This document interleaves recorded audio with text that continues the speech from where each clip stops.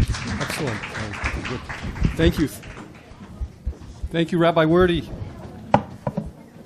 Let's have the men's judges come back up. There were two young men in their early 20s, each working at a fast food restaurant. One of them used to come in depressed, upset, angry, flipping burgers, cleaning floors. And the other one came in excited, joyful, happy, always interested in learning every detail.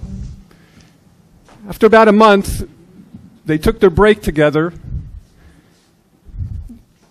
and the depressed one asked the joyful one, "I don't understand. We're working in the lowest job. We're making minimum wage. How are you every day? You come in. You're always happy. You're always upbeat. You want to learn this. You want to look at this. I can't stand it. How do you? I can't understand." So the other person looks at him. He says, "Because I'm going to own these very soon, one day. So I look at everything as a learning process, and that's why I'm very, very happy for what I'm doing, because I have to know each intricate part of the business in order to and understand each part in order to know how it's going to run." And this is the epitome of the entrepreneur. They start what we just saw. All these businesses, they did such a fine job, and the challenge, they have to start and do everything. As they say, they have to wear all the hats of the business. It's not like they can hire 10, 15 people to do each department. But everyone did such a fantastic job. And let's give everybody, all the contestants again, another round of applause. Okay, so now we have our judges, and they get to, I believe, they're going to ask one, Rabbi, they're going to ask one question. Oh, the advice, right, okay. Okay, so each of the judges are going to give advice to, you're going to come up. Okay. Advice, and then they're going to announce the winner. Correct. So everybody come up.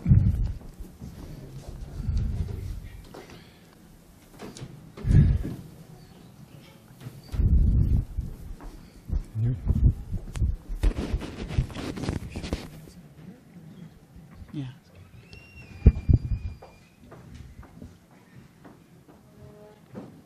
You're sure. Where did he go? Okay, first let's open it up. Our panel, please. I'll start. Mendy, fantastic job. You were enthusiastic and energetic, and I love the way you told a story. Lots of storytelling, and you could tell you had joy and you liked the process, and you're intrigued by the way that coffee is made, and you appreciate quality. So fantastic job. Some of the things that I think could have come through a little more clearly is cost. I'm not sure that I understood for what, $18 for how much, how does that compare? So when you're talking about it, that's from a consumer side. I have no idea what the normal size of coffee is.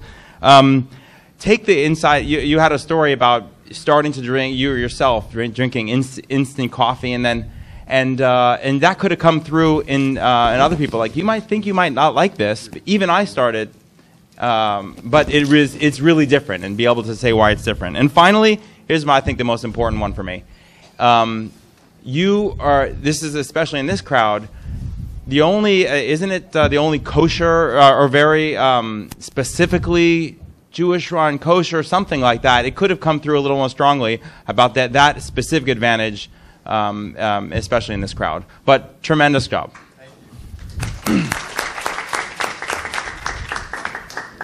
Shmuley, smooth pitch, concise.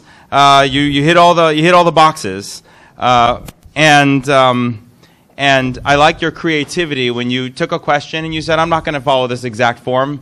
You're going to be creative because you knew what we wanted to hear instead of what was on the agenda. I especially like how your vision came straight through about how you want there to be kosher everywhere. Two things. I would say. Number one, I think you tap danced a little bit when we talked about how is it that it's the same price, and you shouldn't be afraid to say I get a cut from the restaurant, and because otherwise, how do we believe it? And then the other one is you might have restaurants and be able to maybe devote 10 seconds to kind of, if you're a restaurant, here's how I could help bring you customers or something. Great job.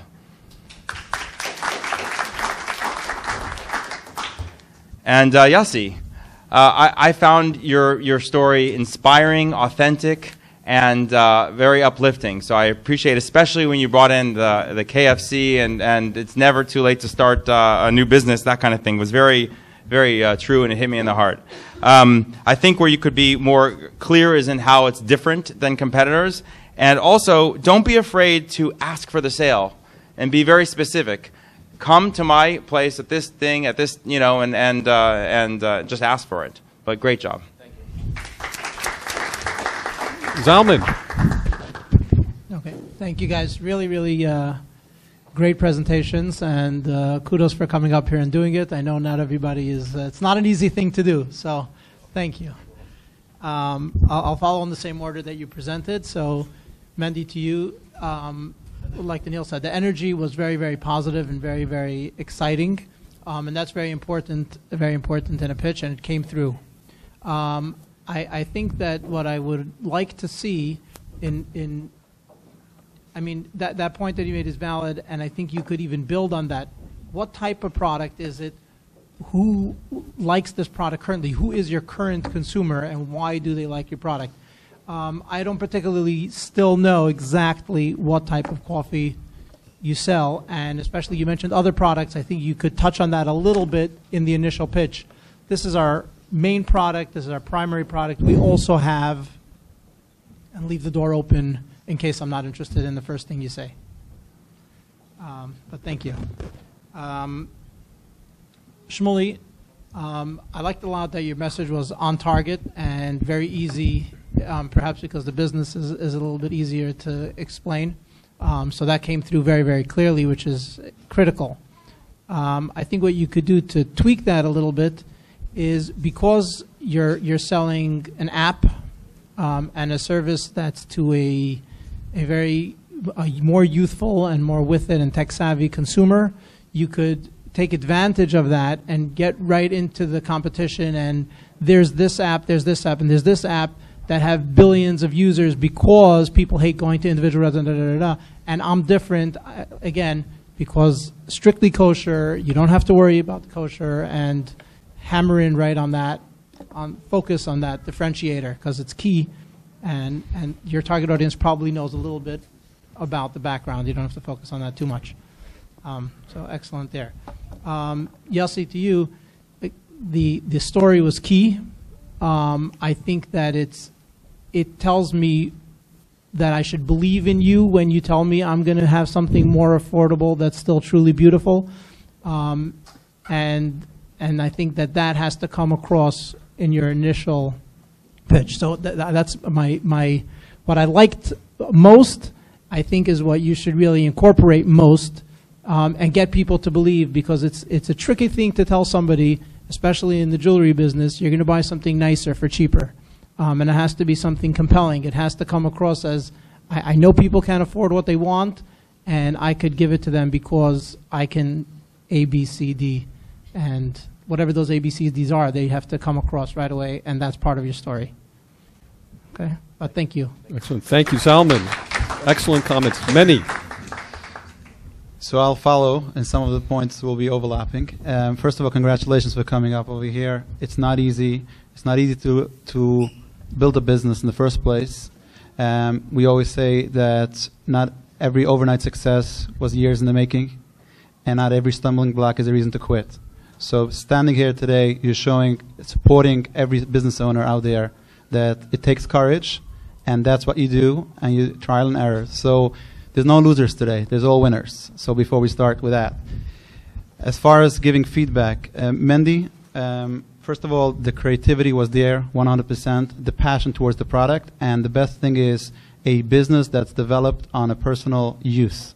So you mentioned how it affected you, and you felt you need a better solution, so to speak. So a solution that comes with a personal challenge is usually something that passion drives you, and we've seen it in the pitch. I'll follow a little bit on the feedback. First of all, I felt that it wasn't clear the target market, and I think on marketing side is have that persona of the person in front of you, and I'm speaking to you first. And I always say, I ask people what's your unique selling point. Oh, I sell to everybody.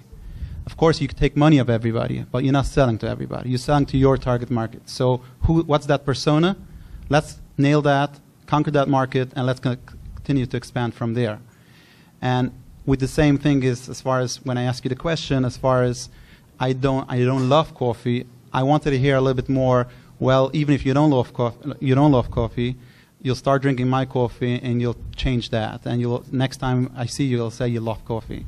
And instead of pushing me to tea right there and then, you lost me on that one. So that's a piece of feedback on that.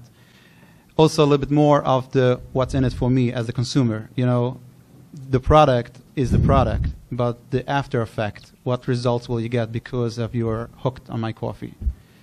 But overall, great pitch. Love the energy and love the creativity. Shmuley, I think brilliant idea. Always, you always say Google wasn't the first search engine; it was Yahoo.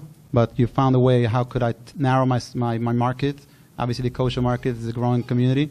Obviously, the immediate market, and then the broader market when people travel, and so on and so forth. On target, the messaging was there. The pitch as a consumer was there, 100%. On feedback, I guess what they mentioned before, as far as yes, make it believable. There is a market.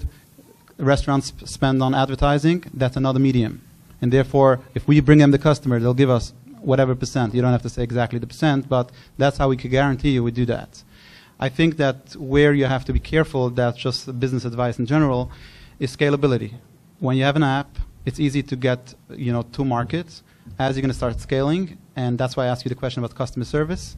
If you give the promise to the client that you're going to be constantly giving that customer service, at one point you're going to stretch yourself thin. So you have to know that from the get-go. And at the same time, I would also add that you always have to be on the forefront to understand that who else could enter that market and take away what we were building. So as you're building this niche market, but guess what? If Uber Eats decides that they have a kosher, so to speak, a spin-off and they could do it, how will you keep on being differentiated?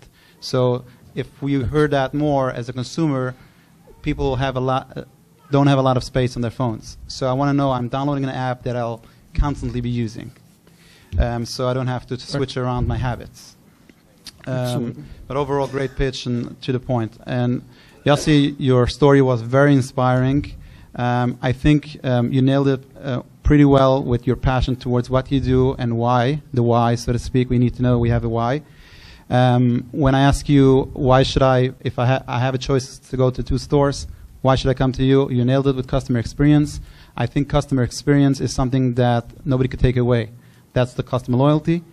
I would want to hear a little bit more in the pitch, a little bit more of exactly my offerings. So the offerings wasn't so much in the pitch. And also the why us. We know that we're listening to a retail store which we're struggling to get business and traffic from the street. And also, I would want to have it a little bit more of excitement towards customers that come to us, love us, and never leave us. So as a Nuke shopper, I want to know that I'm not only coming the first time, you will love and that's going to be the social proof that other people have experienced the same and loved us. But overall, congratulations, and you did amazing work, all of you. So we only have winners today. Excellent. What great advice from our esteemed panel. Excellent. Now the final moment is coming for the men. All right. So drum roll. Drum roll. So first things first. First of all, as I keep on saying, to anyone that participated in this competition is automatically a winner. All the 29 people that participated got tremendous amount of exposure and marketing for their business. It was really amazing. All of the finalists made it even better. All of you are getting even more exposure. Thousands of people are watching this video. And for all of you watching, for all of you here in this room, these are great businesses. Everyone, please give your business to The Chosen Bean, to Barty's, to J Menu. Yeah. That being said, unfortunately, we have to choose just one of you to be the grand prize winner, and the judges have scored and deliberated, and they've chosen. And so, I guess for logistical purposes, what we'll do is when I call out the winner, you'll come here, and we'll all sort of award you. We have here our symbolic award, $10,000 prize package award over here, and the winner of the CHYE COL Live Elevator Pitch Competition Men's Division is going to be Jay Menu. Wow. Shmuley Wolf.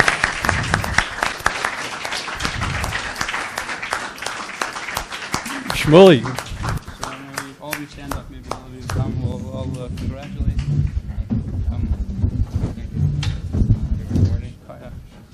So we'll all here come in the picture here, we'll smile.